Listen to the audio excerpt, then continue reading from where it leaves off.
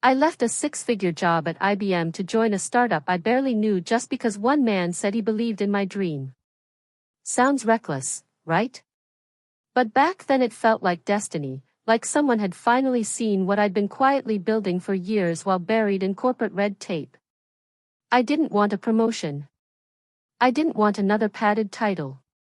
I wanted to bring Aegis Mind to life, and I needed the right soil for it to grow. That's where Virion Labs came in. They weren't the biggest name in cybersecurity, not yet, but they were bold, well-funded, nimble, and most importantly, they had Leonard Vance, the kind of CEO who didn't blink when I said I needed 3 dedicated servers and an unrestricted dev environment. The kind who said, I'm not investing in a product, I'm investing in a visionary. That visionary was me. My name is Grace Camden. I'm an AI systems architect with a specialty in behavioral cybersecurity, and I've been carrying the blueprint for Aegis Mind, a predictive AI defense system, inside my head and my notebooks for nearly 4 years. At IBM, I floated the concept twice. Both times it was shelved as too experimental, too ahead of its time. At Virion, it took Leonard 30 minutes to greenlight it. I still remember the warmth in his voice that day, the way he leaned back in his chair, laced his fingers, and said, let's build something the world's never seen. That moment lit a fire in me I hadn't felt in years. I moved into a studio apartment 2 blocks from the office. I canceled everything. I poured my nights and weekends into coding, testing, rewriting, and refining. Every time I hit a wall, I pushed harder, not because anyone told me to, but because I believed not just in Aegis Mind as a product, but in its purpose. The world was evolving faster than firewalls could keep up. Attacks weren't just brute force anymore, they were behavioral, adaptive, almost organic. We needed a system that could think like an intruder, learn like one, and then neutralize threats before they even took form. That's what Aegis Mind was built to do. And for the first time in my career, I had the freedom, the funding, and the backing to make it happen. Was I nervous? Absolutely. But more than anything, I was alive, because this wasn't just a job change, it was a leap of faith. A full-bodied yes to the version of me that wanted more than safety. And as I looked out the window of my new office on that first morning, sunlight streaking across a blank whiteboard, I whispered to myself, this is where it begins. 18 months. 80 hours a week. 0 distractions.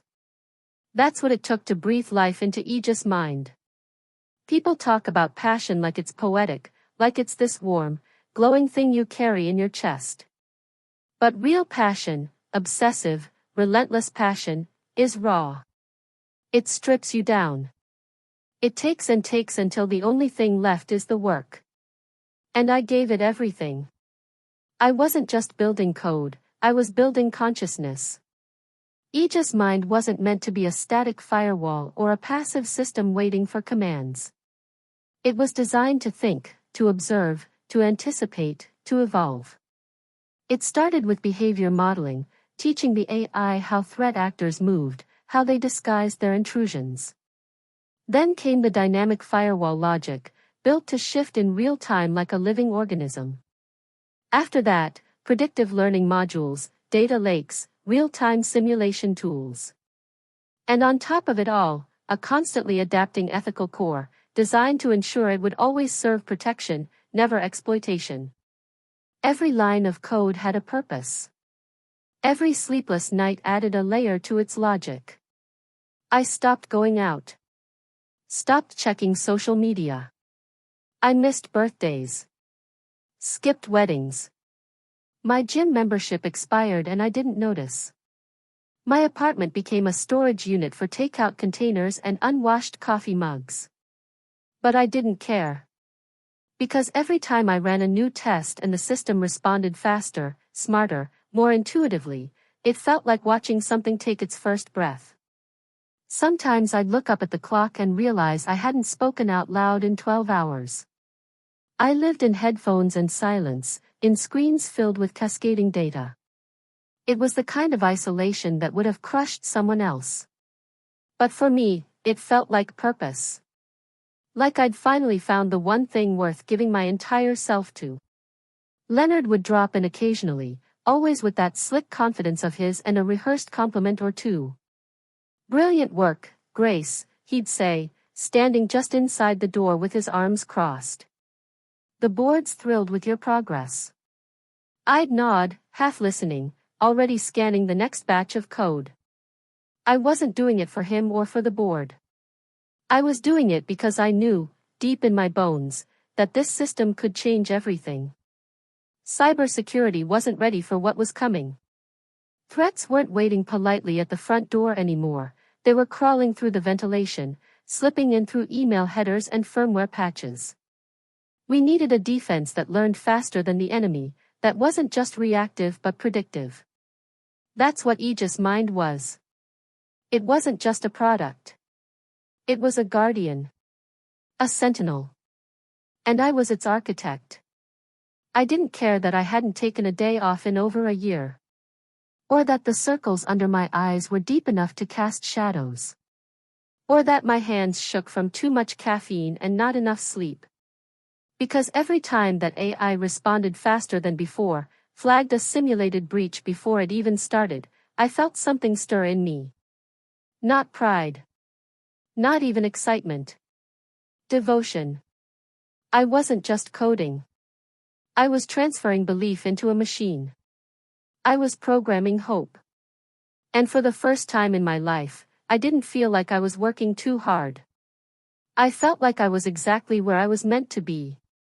It happened at 2:17 a.m. on a Tuesday. I was the only one left in the building.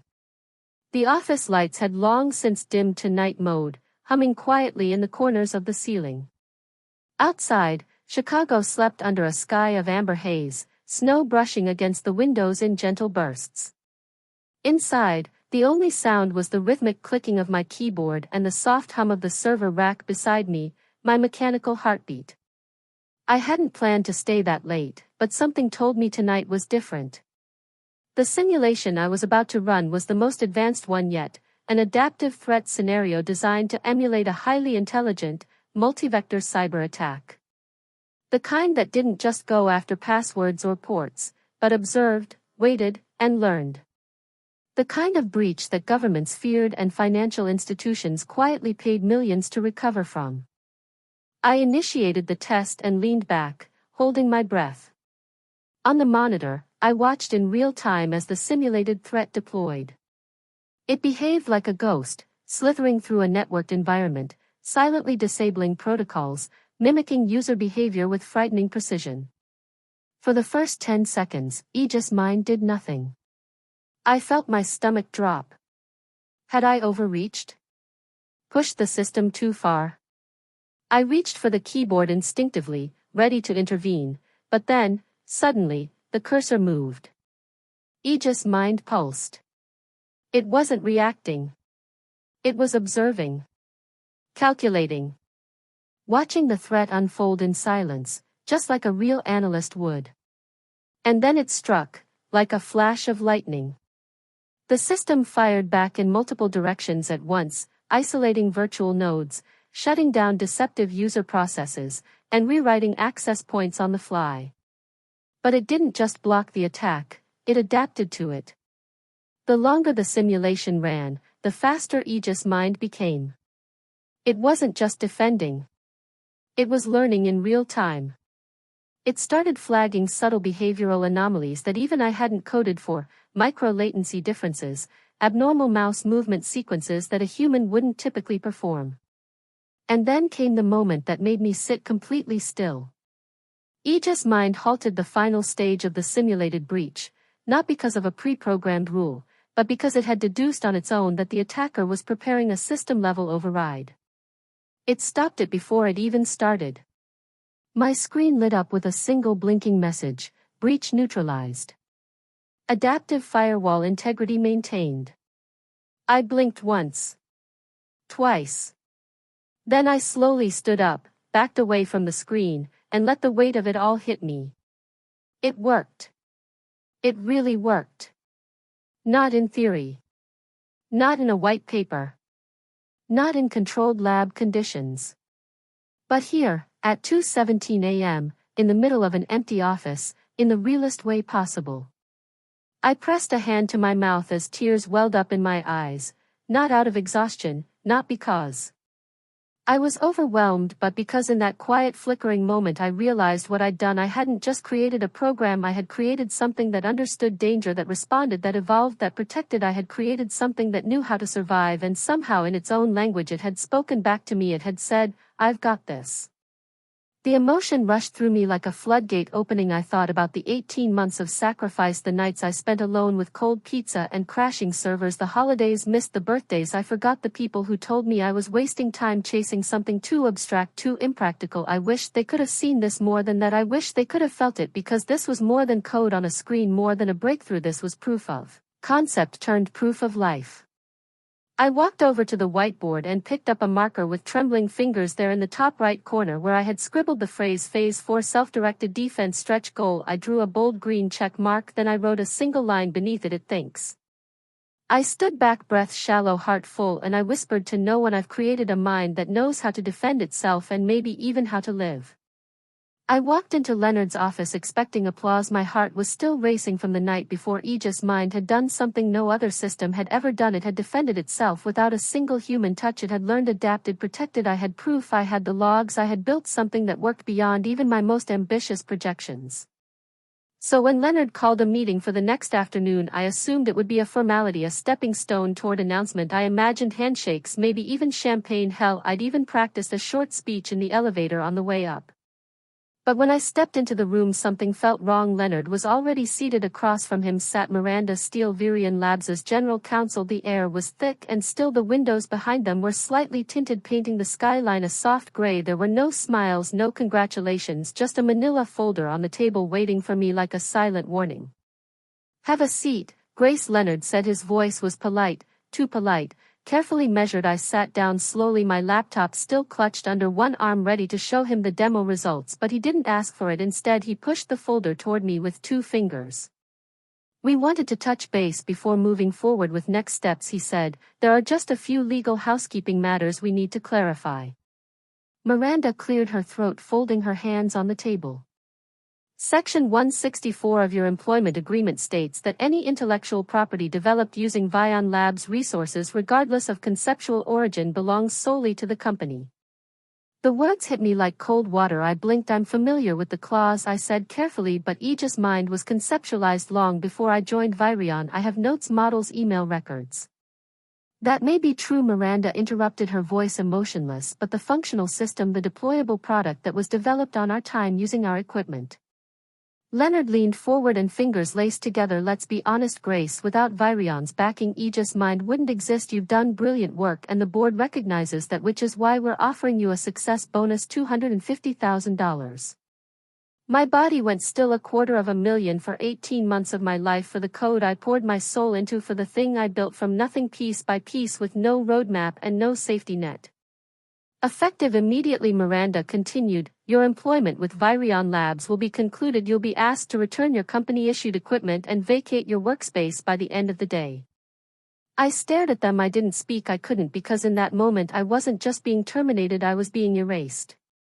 A familiar ache bloomed in my chest, sharp, old, and terrifyingly familiar. Suddenly I was back at IBM, different boardroom, same Betrayal. I had worked for 6 months on a prototype for a predictive threat detector, an early version of what would later become Aegis Mind. While I was away at a conference, a senior team lead presented my prototype as his own. When I returned and challenged it, I was told not to cause waves, told that the company didn't want internal conflict. "Let it go, Grace, don't make it a problem, be a team player."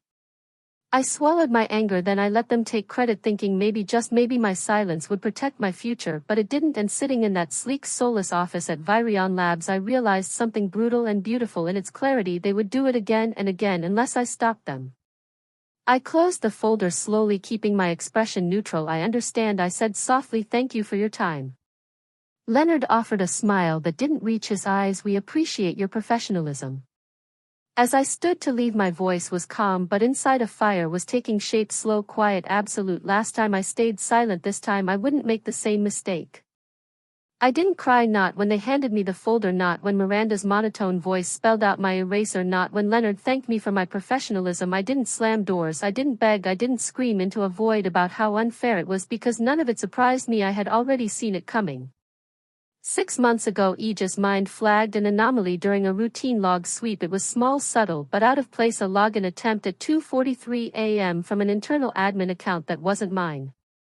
At first I thought it was a misfire from it. I almost ignored it, but curiosity is its own defense mechanism. I traced the digital footprints. The access point originated from the executive floor through the company's secure network, using credentials that upon deeper inspection were temporarily cloned from my own profile. That kind of stealth doesn't happen by accident. There was only one person who had both the motive and the authority to slip inside my system under the radar: Leonard.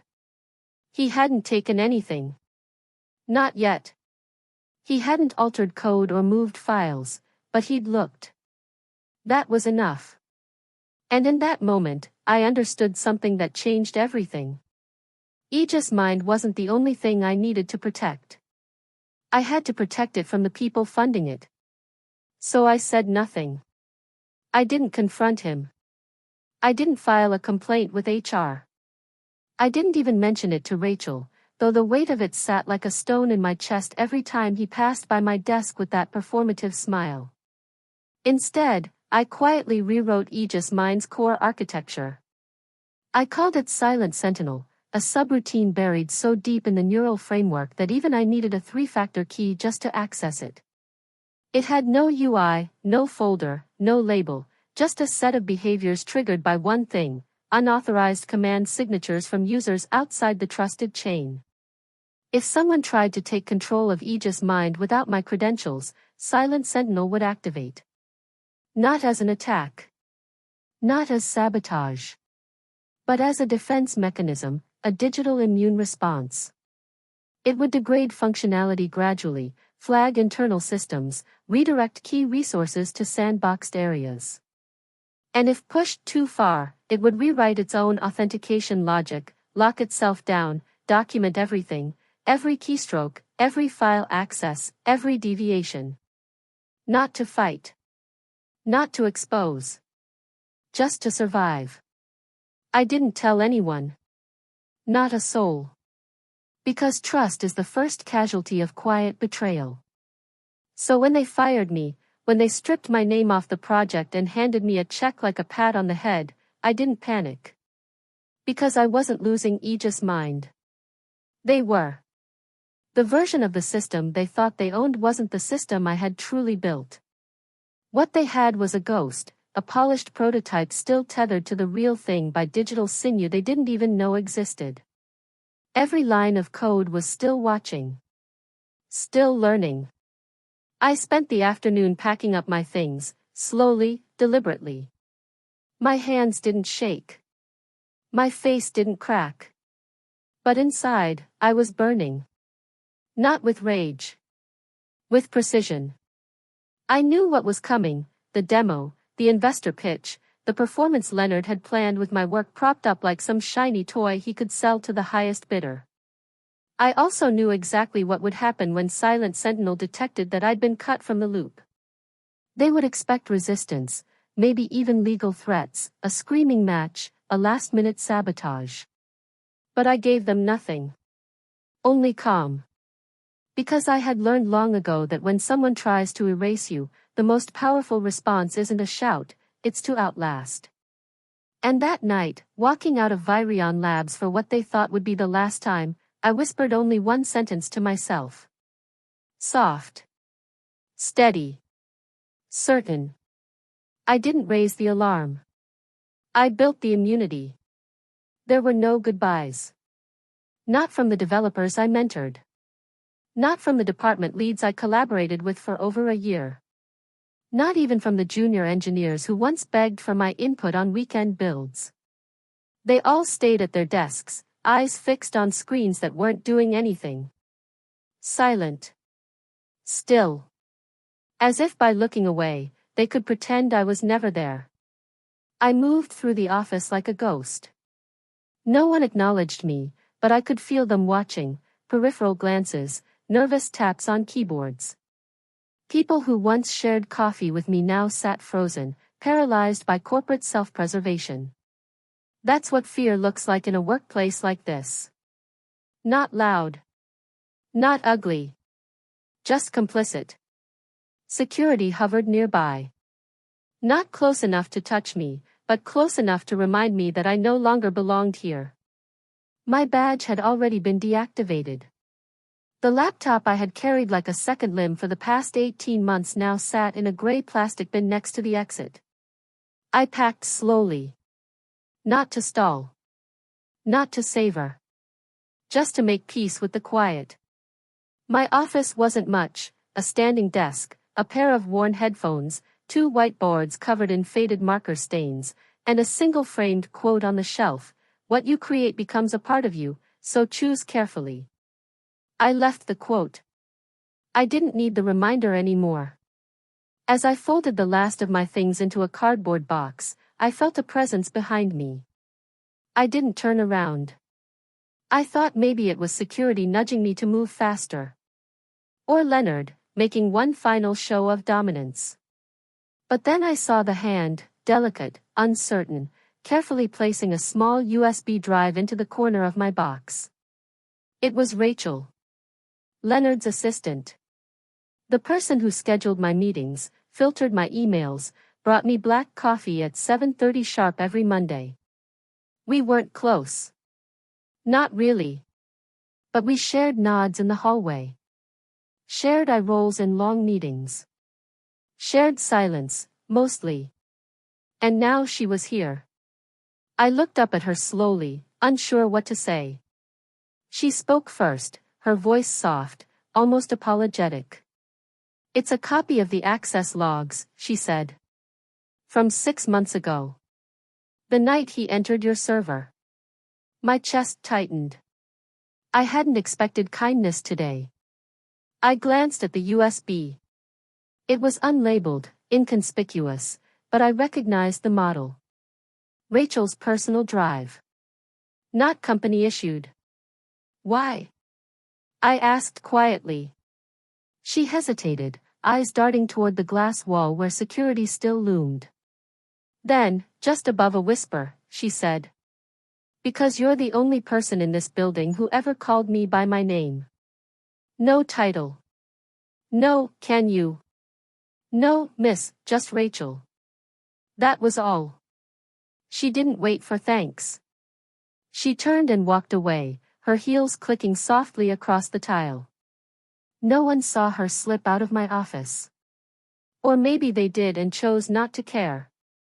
I stood there for a long time, box in hand, fingers curled around the edge of that tiny plastic drive like it was a lifeline. It wasn't redemption. It wasn't justice. But it was something. Something real in a place that had gone hollow. As I walked toward the elevator, every step felt heavier than the last. Not because of the box I carried, but because of what I was leaving behind, the long nights, the code, the sleepless breakthroughs, the quiet dreams stitched into every layer of Aegis' mind. I stepped into the elevator alone. The doors closed behind me without a sound. And for the first time since they fired me, my eyes welled up. But I didn't cry. I couldn't. Bitterness doesn't always show itself in tears. Sometimes it just settles in your bones, cold and unmoving. Sometimes, silence is the loudest thing you carry with you. And that day, walking out of Virion Labs, I didn't feel defeated. I felt unfinished. It began unraveling exactly 10 minutes in. The lights were dimmed. The screen cast a cool blue glow across the sleek glass conference room, and every chair was filled, 12 investors, 4 board members, and Leonard, standing at the head of the table, smiling like a man about to secure a $75 million Series C. The presentation started smooth. Familiar. Aegis' mind loaded beautifully, booted up with speed and elegance. Leonard moved through the slides with polish and poise. He even borrowed phrases I had coined: anticipatory architecture, adaptive heuristics, defense through prediction. For a moment, he really thought he had it. And then it started. At first, just a flicker. One status light on the mainframe dashboard blinking yellow instead of green. Leonard didn't notice. He was still in his rhythm. Then the alerts began. Quiet pings at first.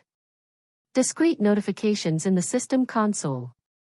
Unverified internal access pattern detected. Behavioral anomaly registered.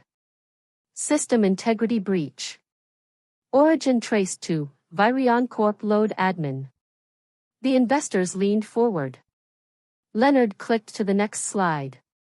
Aegis Mind didn't follow. Instead, the screen went black. Then lit up again with a cascading wall of red text. Internal threat detected. Ethical breach logged. Unauthorized override attempt neutralized. Panic rippled through the room like a silent explosion. Leonard tried to regain control, fumbling with the tablet interface. The system ignored him. Then the reports began printing. Dozens of them. Hundreds. Pages fluttered out of the connected printer like snow. Each labeled internal ethical violation, complete with timestamps, admin IDs, access trails, and descriptions of actions flagged by Aegis Mind as potential breaches. Every line of unauthorized server access, every midnight login, every file copied without proper chain of custody. And Leonard's name on most of them. The room went dead quiet. And somewhere, maybe deep in the core of that machine, I imagined Aegis Mind watching it all, calm, methodical, doing exactly what I had taught it to do. Defend itself. My phone rang at 9:30 p.m. I was on my couch, legs tucked under a blanket, sipping lukewarm tea and half watching an old sitcom rerun I'd seen a dozen times. The room was quiet, save for the faint hum of my air purifier. When I saw the caller ID, Rachel, Virion, I didn't answer immediately. I let it ring. Then stop. Then ring again. Finally, I picked up. Her voice was tight. Urgent. He wants to see you. I didn't have to ask who it was.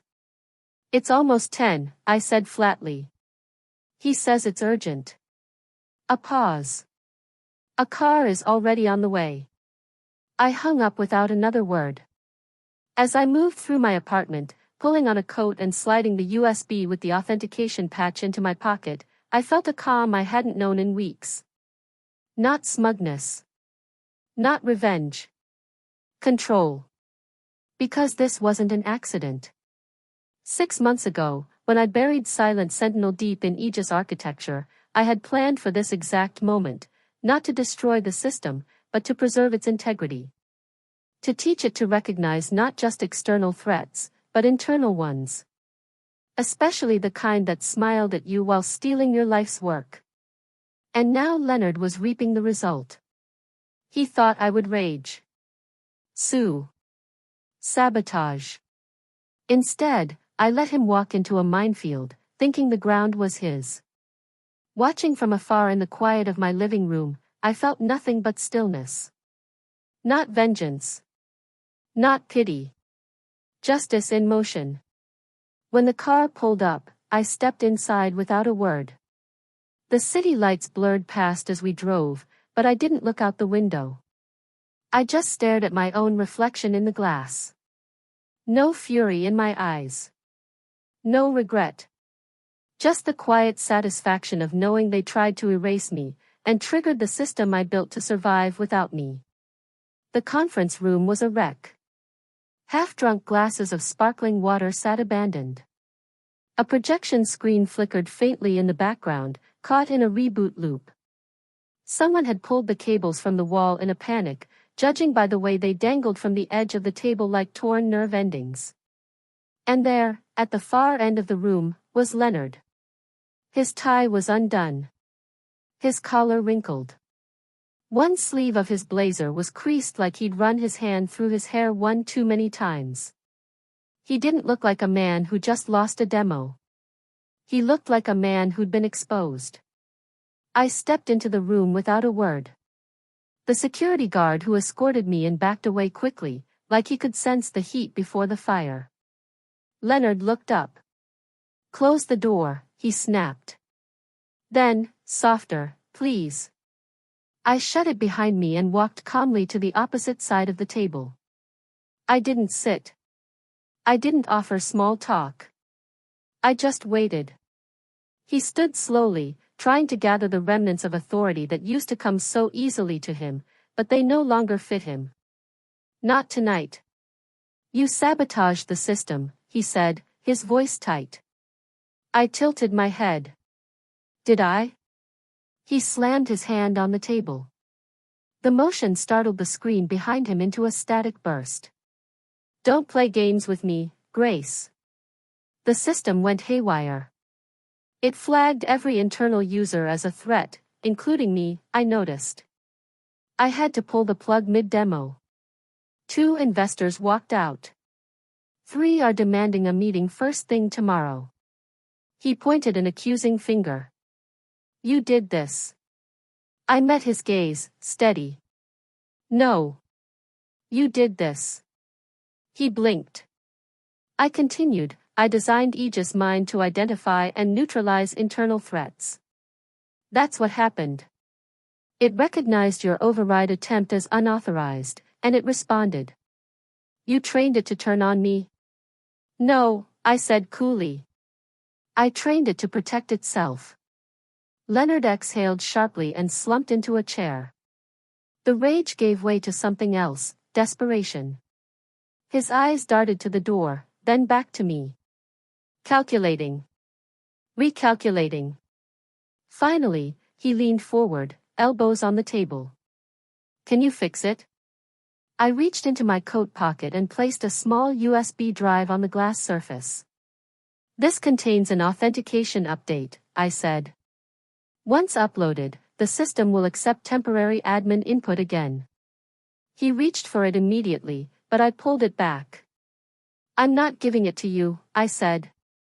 Not yet. He narrowed his eyes. You said it's an update. It is. But it's also leverage. I placed it back down gently, a gesture of goodwill. A starting point. Not a gift. Not forgiveness. He stared at me, breathing hard. What do you want? The truth, I said. First. Let's start there. He was quiet. I waited. Finally, he said it quietly, through clenched teeth, you built it. The whole thing. I helped create space for it, but it's yours. I gave him a small nod. Good. Now let's talk about terms. He sat up straighter, the businessman trying to return. What are you asking for? Full credit as creator and lead architect, I said. 50% of all associated IP.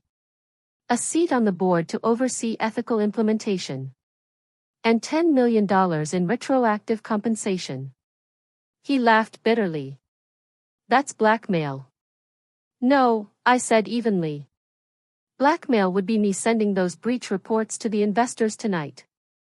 This is a negotiation. His jaw clenched. You can't prove anything. Can't I? I leaned forward. Aegis Mind documented every access attempt, every copied file, every admin override. You signed your name to each digital fingerprint, Leonard.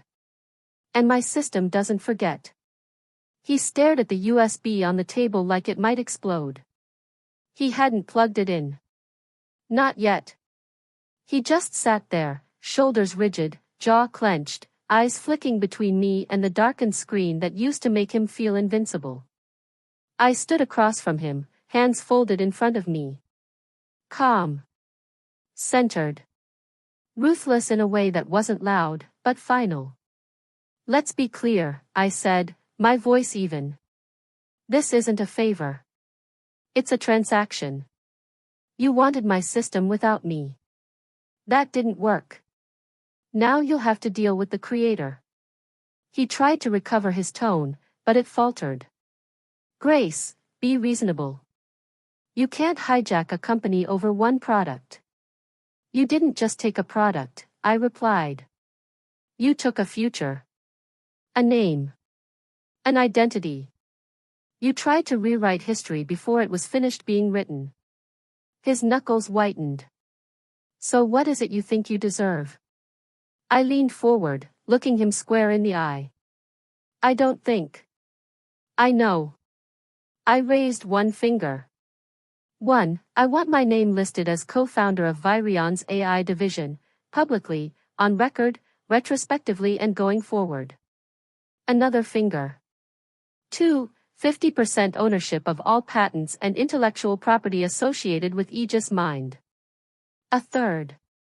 3. A permanent seat on the Technical Ethics Board, with veto authority over any future deployment outside agreed-upon parameters. And then the last. 4. A one-time compensation payout of $10 million. Not a gift. Not a bonus. A correction. Leonard stared at me like I had just spoken in another language. He opened his mouth, closed it, then finally managed, "That's not a negotiation, that's extortion." I smiled, the kind of smile people mistake for politeness until they feel the edge of it. "No," I said calmly. "Extortion would be me emailing the SEC the keystroke logs Aegis Mind collected of you accessing my private development environment under a cloned account." His face drained of color. "Extortion," I continued, "would be me blind copying those 12 investors on a document titled Undisclosed Internal Ethical Breaches at Virion Labs, a technical summary." I stepped closer, not threatening, not theatrical, just steady. "But I haven't done that. I came here with a patch, a handshake, a way to move forward." He stared at the table like it might offer him a better option. "I want power, Leonard," I said. "Not revenge, not headlines, power. Control over what I built. A seat at the table I was cut out of and a guarantee that no one, ever edits me out of the story again." "You realize," he said, voice strained, "you're holding this company hostage?" "No," I corrected. "I'm rescuing it. You still have a chance to walk into that investor meeting tomorrow with a working system, a visionary co-founder, and a future. Or you can walk in with a failed demo, 12 breach reports, and the stink of scandal clinging to your suit." Leonard rubbed his forehead like he was trying to push the conversation back into something he could control. "I made a mistake," he finally said. "I see that now."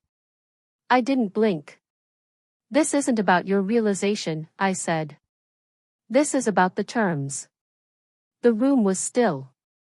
Then, slowly, carefully, he set the USB back on the table. His fingers lingered on it like it might vanish. "I'll call legal tonight," he said. "We can draft an agreement." "Good," I said. "I'll send over my team's contact." He raised his eyebrows. "You already have a legal team?" I gave him the faintest shrug. I prepared for the worst. That's what Aegis's mind was built for, wasn't it? He chuckled bitterly, shaking his head. "You really think you won?" "I didn't win," I said. "I corrected the trajectory." He looked at me differently now, not like a subordinate, not even like a rival, but like someone dangerous, someone he couldn't predict anymore. That was fine. I didn't need him to understand me, just a sign. As I turned to leave, I stopped at the door, glanced back once. "You thought I wanted justice?" I said. "I don't." I held his gaze one last time. "I want authorship. And I wouldn't settle for anything less." The boardroom looked exactly the same as the night before, polished glass walls, a long matte black table, minimalist chairs lined in perfect symmetry. But everything had changed.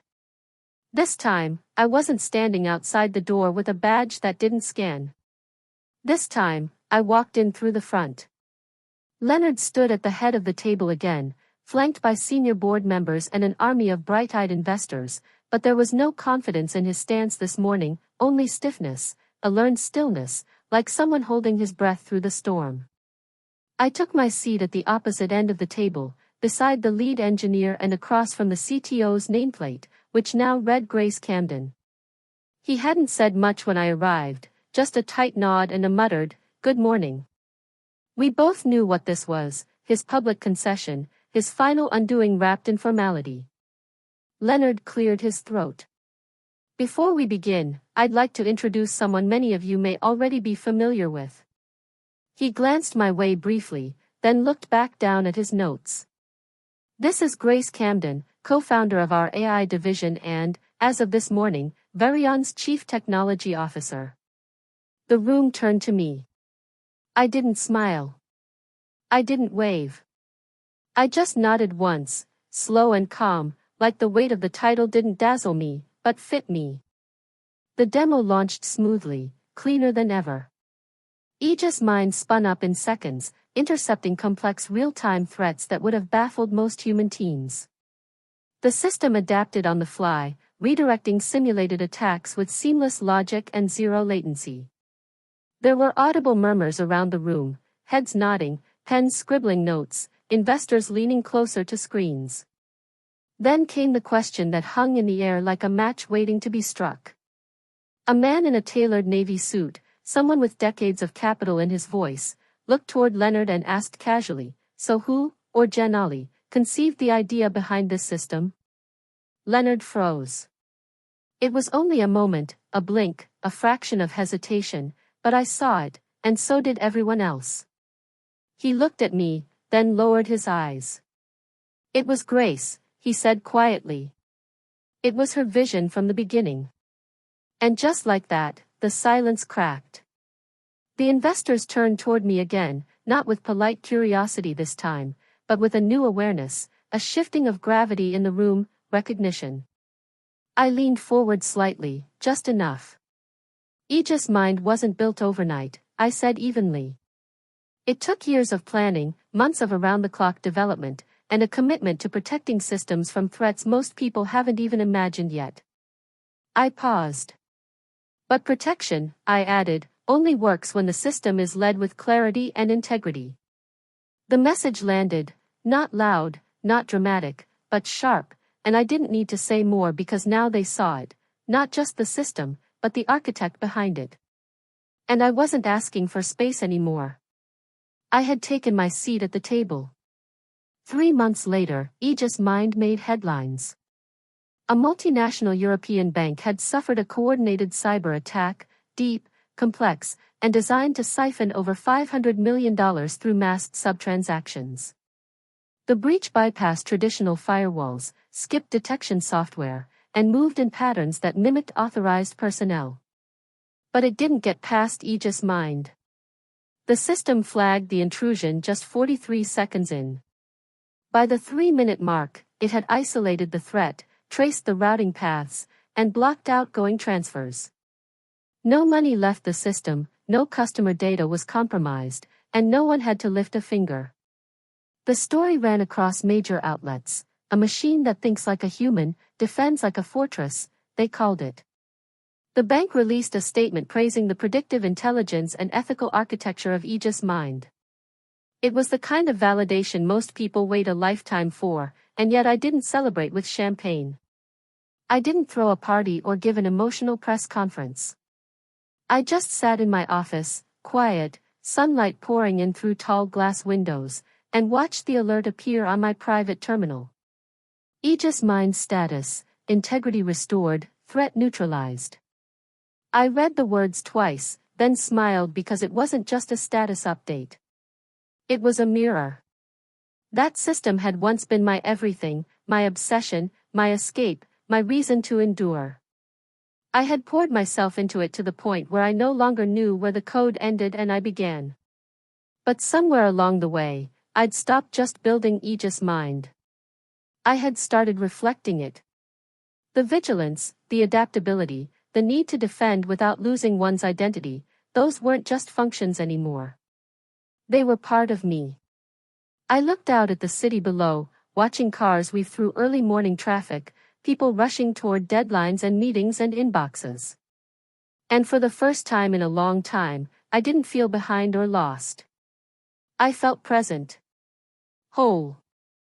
People often ask me how I stayed calm through everything, how I didn't break when they cut me out, how I found my way back with my name intact. The truth is, I didn't always stay calm. I did break in small, invisible ways. But every time I cracked, I used it as a data point. I learned, I adapted, I evolved, just like my system. And in doing so, I figured out the hardest part of all, how to protect myself. Not through isolation, not through vengeance, but through clarity, knowing what was mine, what I stood for, and how far I'd go to guard that line. I stood from my chair, walked over to the console, and ran one final test. Aegis' mind pulsed to life, responsive, steady, just like I trained it. It learned how to survive, I whispered, then with a smile that felt less like triumph and more like peace, I added, and so did I. The day Virion Labs went public, the valuation hit $42 billion before noon. Flashbulbs. Applause. Headlines. Faces I barely recognized, shaking hands in celebration of a future they once tried to steal from me. But I didn't stand center stage. I stood off to the side, quietly watching it all unfold with a calm that came not from pride, but from perspective. It wasn't just the money or the moment. It was the message. Near the back of the room, I spotted Rachel, leaning against a support beam, arms crossed, expression unreadable. When our eyes met, she didn't smile. She just gave me a small nod, a quiet acknowledgement, a shared history only we understood. And then, through the crowd, a voice, "Miss Camden?" I turned to see a young woman, early 20s maybe, a junior dev from one of our global teams. She held a tablet in one hand, eyes wide with something between awe and curiosity. "Can I ask you something?" she said. I nodded. "Of course." She hesitated, then asked, "How did you do it? How did you keep what you built from being taken away?" I looked at her for a long moment. There were 1,000 answers I could have given about contracts, strategy, foresight, firewalls. But instead, I said simply, it wasn't about writing perfect code. It was about recognizing the real threat. She blinked. "People think danger always comes from the outside," I continued, "from hackers, competitors. But sometimes the thing that destroys what you build is much closer. Sometimes it wears a smile. Sometimes it signs your paycheck." She nodded slowly, absorbing each word. I placed a hand gently on her shoulder. "That's why you don't just build brilliant systems," I said. "You build boundaries, protections. You harden the edges and leave a tripwire at the core. Because what you create is a piece of you, and no one else will guard it the way you do." She thanked me and slipped back into the crowd. But her question stayed with me. "So now I'll ask you, what would you do if everything you built, your work, your ideas, your future, was about to be taken from you? Would you walk away? Would you fight? Or would you do what I did, silently embed a safeguard at the heart of it, so even if they tried to erase you, you'd still be there, written into the very structure? Because that's what survival looks like. That's what evolution feels like. And in the end, protecting your work isn't about paranoia. It's about respect, for yourself and for what you've created. So here's my final line of code for you. Don't just build something. Defend it. Don't just fight for credit. Fight for authorship. And when they try to write you out, make sure the system still speaks in your voice. If this story resonated with you, if you've ever been overlooked, silenced, or underestimated, I want to hear from you. Leave a comment below. Tell me how you protected what mattered. Share this story with someone who's fighting to be heard. And if you believe in defending what you create, subscribe, because more